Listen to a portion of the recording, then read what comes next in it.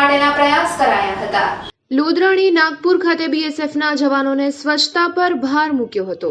રાપર તાલુકાના નાગપુર લોધરાણી ગામે બીએસએફની 154 બટાલિયન કુડા દ્વારા સ્વચ્છતા અભિયાન માટે નાગપુર પ્રાથમિક શાળા અને લોધરાણી પ્રાથમિક શાળાના પ્રાંગણમાં સફાઈ અભિયાન ચલાવેલ।